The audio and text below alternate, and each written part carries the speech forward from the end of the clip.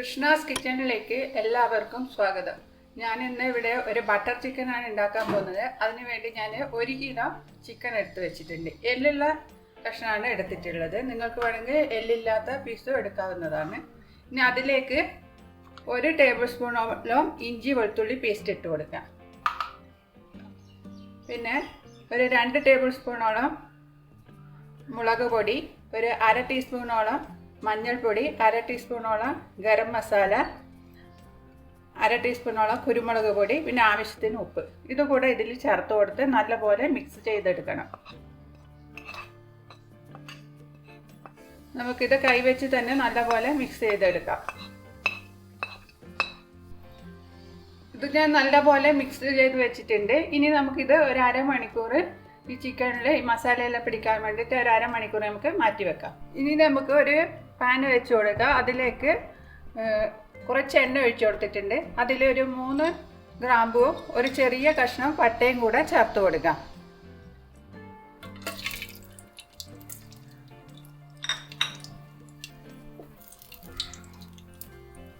അതിലേക്ക് നമുക്കിനി 4 ഉള്ളി, കുറച്ച് വലിയ ഉള്ളിയാണ് ഞാൻ എടുത്തത്, അതുകൂടെ ചേർത്ത് കൊടുക്കാം.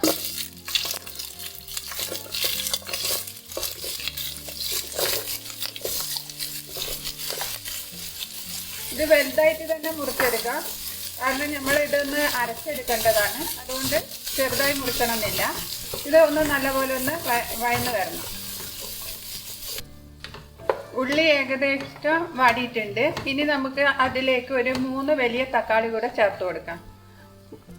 ഉള്ളിയേക്കാൾ കുറച്ച് കുറവ് തക്കാളി എടുത്താൽ മതിയാകും, അല്ലെങ്കിൽ അധികം പുളിപ്പുണ്ടാകും കറിയിൽ. അപ്പോൾ ഉള്ളിയേക്കാൾ എപ്പോഴും എടുക്കുമ്പോൾ കുറച്ച് കുറക്കാം. ഇനി ഇതുകൂടെ നല്ലപോലെ ഒന്ന് വഴറ്റി വരണം. ഇതിലേക്ക് നമുക്ക് കുറച്ച് അണ്ടിപ്പരിപ്പ് കൂടെ ചേർത്ത് കൊടുക്കാം. ഒരു 100 ഗ്രാമോളം ഞാൻ എടുത്തിട്ടുണ്ട്. അതുകൂടെ ഒന്ന് ചേർത്തൊന്ന് വഴറ്റി കൊടുക്കാം. ഇത് നല്ലപോലെ വാടിയിട്ടുണ്ട്. ഇനി ഇതിലേക്ക് ഒരു 2 ടീസ്പൂണോളം ഇഞ്ചി വെളുത്തുള്ളി പേസ്റ്റ് കൂടെ ചേർത്ത് കൊടുക്കാം. അതിനുശേഷം ഒന്ന് വഴറ്റിയിട്ട് നമുക്ക് തീ ഓഫ് ചെയ്യാം. എന്നിട്ട് ഇത് നല്ലപോലെ ഒന്ന് പേസ്റ്റ് പോലെ അരച്ചെടുക്കണം. മിക്സിയിൽ നല്ലപോലെ അരച്ചെടുക്കാം. തണിഞ്ഞിട്ട് വേണം അരക്കാൻ. ഇനി നമുക്ക് അതേ പാത്രത്തിൽ തന്നെ, ഉള്ളി വഴറ്റി അതേ പാത്രത്തിൽ തന്നെ കുറച്ച് ബട്ടർ ഇട്ടിട്ട് അതിലേക്ക് നമുക്ക് നേരത്തെ എടുത്തു വെച്ച ചിക്കൻ ഇട്ട് കൊടുത്ത് നല്ലപോലെ ഒന്ന് ഫ്രൈ, നല്ലപോലെ എന്ന് വെച്ചാൽ അത് ലോ ഫ്ലെയിമിൽ വെച്ചിട്ട് ഒന്ന് ഫ്രൈ ചെയ്തെടുക്കാം.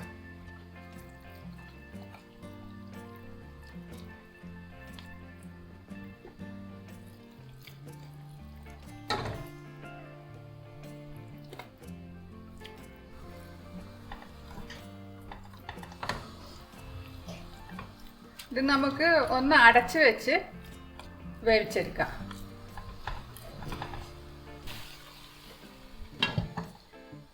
പത്ത് മിനിറ്റ് കഴിഞ്ഞിട്ടുണ്ട്. നമുക്കിതൊന്ന് തുറന്നു നോക്കാം. ഇതിലുള്ള വെള്ളമെല്ലാം ഇങ്ങനെ വന്നിട്ടുണ്ട്. ഇത് ഒരു സൈഡ് ആയിട്ടുണ്ട്. ഇനി നമുക്ക് മറ്റേ സൈഡ് കൂടെ ആക്കി കൊടുക്കാം. ഇത് ബ്രൗൺ കളറായിട്ട് പൊരിഞ്ഞൊന്നും വരേണ്ട ആവശ്യമില്ല. ഇതിലുള്ള വെള്ളമെല്ലാം ഒന്ന് വറ്റി കിട്ടിയാൽ മതി. ഇതൊന്ന് എല്ലാം നമുക്കിപ്പോൾ തിരിച്ചിട്ട് കൊടുക്കാം.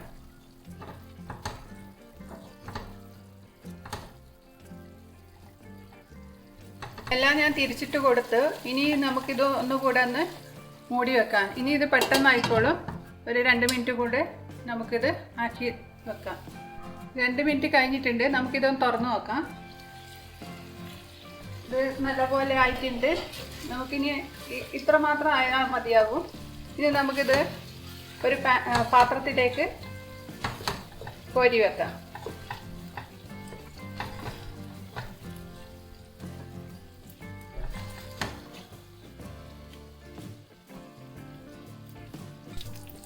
ഇതേ പാനിൽ തന്നെ ഞാൻ 2 ടേബിൾ സ്പൂണോളം ബട്ടർ ചേർത്ത് കൊടുത്തിട്ടുണ്ട്.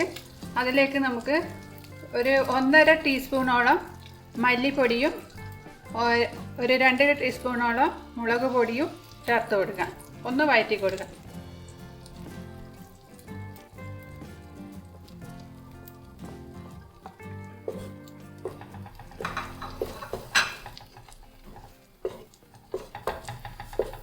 അതൊന്ന് വഴറ്റിയതിന് ശേഷം നമുക്ക് നേരത്തെ അരച്ച് വെച്ച ഉള്ളിയും തക്കാളിയുടെ പേസ്റ്റ് ഇതിലേക്ക് ചേർത്ത് കൊടുക്കാം.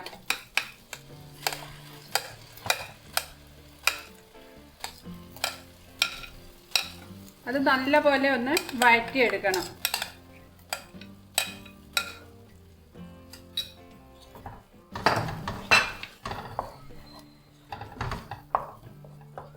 ഇത് നല്ലപോലെ വഴറ്റിയിട്ടുണ്ട്. ഇത് ഒരു 5 മിനിറ്റെങ്കിലും നല്ലപോലെ ഒന്ന് വഴറ്റിയിട്ട് ഇതിൽ വെള്ളമെല്ലാം ഒന്ന് വറ്റിച്ചെടുക്കണം. അപ്പം കറിക്ക് നല്ല ടേസ്റ്റ് ഉണ്ടാവാം. അതിനുശേഷം നമുക്ക് ഇതിലേക്ക് നമ്മൾ ചേർത്ത് കൊടുത്ത നമ്മൾ നേരത്തെ തയ്യാറാക്കി വെച്ച ചിക്കൻ ഇട്ട് കൊടുക്കാം. പിന്നെ ആവശ്യത്തിന് വെള്ളവും കൂടെ ചേർത്ത് നല്ലപോലെ തിളപ്പിച്ചെടുക്കണം. ചൂടുവെള്ളമാണ് ഒഴിച്ചു കൊടുക്കേണ്ടത്. ചൂടുവെള്ളം ഒഴിച്ചാൽ നമുക്ക് ടേസ്റ്റ് മാറില്ല, നല്ല ടേസ്റ്റ് ആയിരിക്കും. പച്ചവെള്ളം ആകുമ്പോൾ അത്രയ്ക്ക് ടേസ്റ്റ് ഉണ്ടാവില്ല. അതുകൊണ്ട് ചൂടുവെള്ളം തന്നെ ഒഴിച്ചു കൊടുക്കുക. ഇനി ഇത് ഒന്ന് തിളച്ച് വരണം. ഇനി നമുക്കിതിലേക്ക് ആവശ്യത്തിന് ഉപ്പ് കൂടെ ചേർത്ത് കൊടുക്കാം. എന്നിട്ട് ഒന്ന് മിക്സ് ചെയ്ത് ഒന്ന് അടച്ച് വെച്ചിട്ട് ഒന്ന് തിളക്കുന്നത് വരെ വെയിറ്റ് ചെയ്യാം.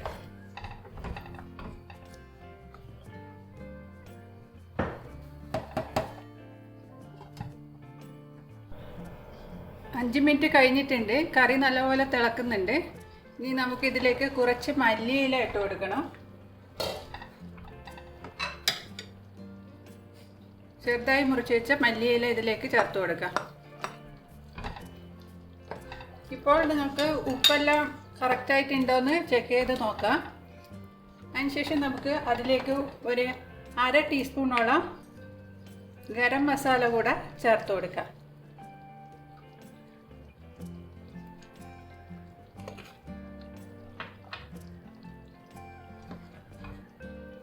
ഇനി ഇതിലേക്ക് നമുക്ക് കുറച്ച് കസൂരി മേത്തി, ഇതാണ് ഇതിൻ്റെ ഏറ്റവും ടേസ്റ്റ് കൂട്ടുന്ന ഒരു സാധനം. അപ്പോൾ ഇതെന്തായാലും ചേർത്ത് കൊടുക്കണം. ഇത് കസൂരി മേത്തി, ഇത് ഉലുവയുടെ ഇല ഉണക്കി പൊടിച്ചതാണ്. ഇത് നമുക്ക് എല്ലാ ഷോപ്പിലും വാങ്ങിക്കാൻ കിട്ടും. ഇത് എന്തായാലും ചേർത്ത് കൊടുക്കണം. ഇനി ഒന്ന് തിളച്ച് കഴിഞ്ഞാൽ നമുക്കതിലേക്ക് കുറച്ച് ഫ്രഷ് ക്രീം ഒഴിച്ചു കൊടുക്കാം.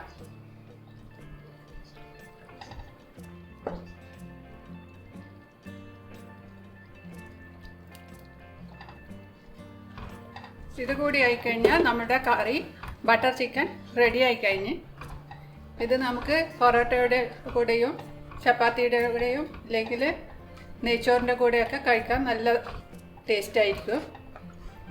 നിങ്ങൾ എന്തായാലും ട്രൈ ചെയ്ത് നോക്കണം.